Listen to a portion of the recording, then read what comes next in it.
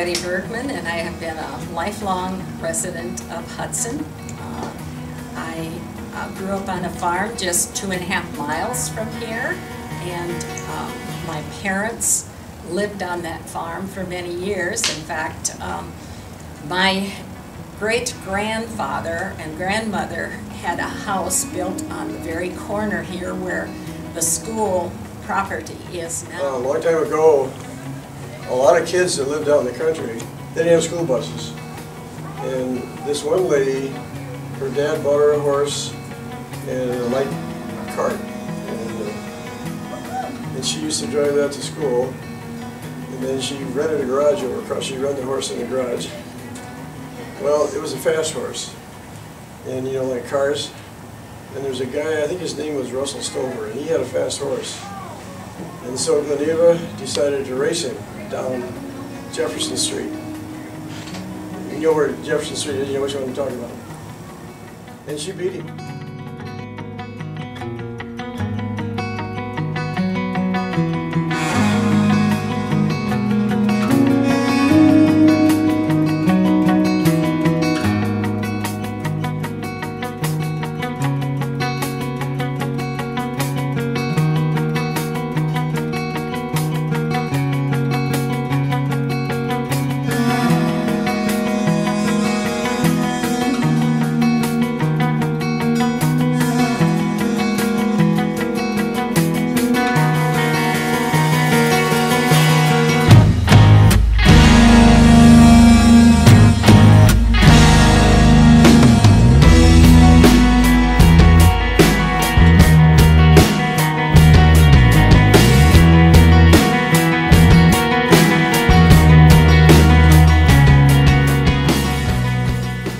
June 15, 1857 marked the birth of a small farm town known as Greenfield. It contained several homes and a large brick house being used as a hotel. This community soon became known as Hudson. Much has changed since the formation of our town 155 years ago, but the special sense of community has remained the same. Many of the businesses that were created in the early history of Hudson still stand today. The very first post office was established in 1857. The first bank was located where the pub currently is today. The first volunteer fire department was organized in 1900. The library was first formed in 1936. The cemetery was first formed in 1854. Hudson's first jail was built in 1895. The event of the railroad coming to Hudson helped the growth of the town. It was laid down in 1883. It allowed for many people to go in and out of Hudson. This allowed for the growth and expansion of the town. I was married to Jack Eckerman. Clarence, his name, he was called Nick Jack, her nickname. We were married for 56 years. Well, I don't know, we enjoyed it. Actually, when we were living there, we didn't know anything about Waterloo, except my husband was working at John Deere. So we didn't really have any other connection to Waterloo for a long, long time. The school started as a 4-room schoolhouse in 1888. It had 8 grades until 1903, when the 9th, 10th, and 11th grades were added. In 1915, a new brick school was constructed. It had 113 students, kindergarten through 12th grade, and 8 teachers. New wings were added to it in 1958. At this time, the enrollment was 492 kids. By 1967, the junior high wings were built. In 1974, the new building was built that we are currently using as a high school today. The enrollment was at 900 kids. Today in Hudson, the enrollment stands at 718 students, K through 12. With the growth of our community throughout the years, the future of Hudson is sure to be bright. The community is still developing today and will continue to make positive changes throughout time. And so I bought a cow. Now here's a city kid that, you know, I thought you put the bucket under the cow and then you pumped the tail. Anyway, it didn't take long to figure out how to get milk. And I had 9 milk customers, and I had more money than anybody I knew. That cow made me a bundle. First year she had twin calves, so you couldn't lose with her. And so that was my introduction to the rural community.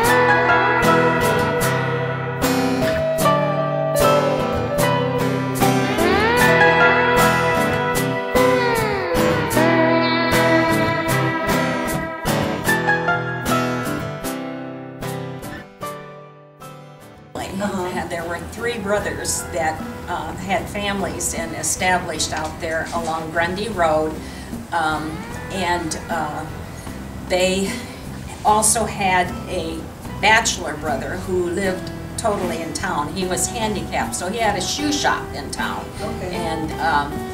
And so anyway, yeah, the 3 families, and it's interesting because my dad was a descendant of one of the Goodnick families, and then my dad married Elna Engel, and he had 2 cousins that married sisters also. So there were 3 guys that were first cousins that became brother-in-laws.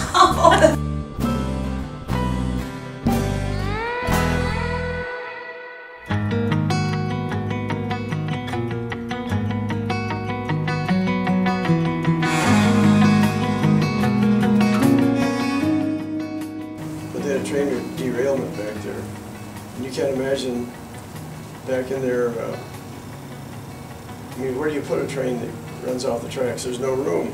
That was the railroad, but a bunch of cars jumped the track. I think there's got to be pictures of that somewhere.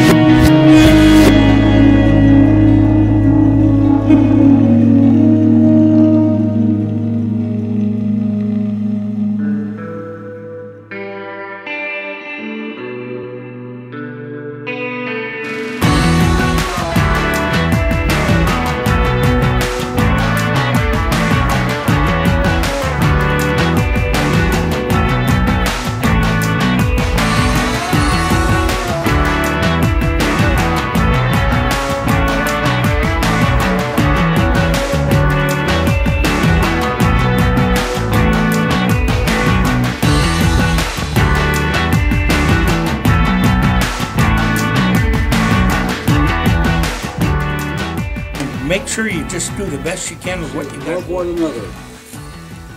Without love, you can't exist.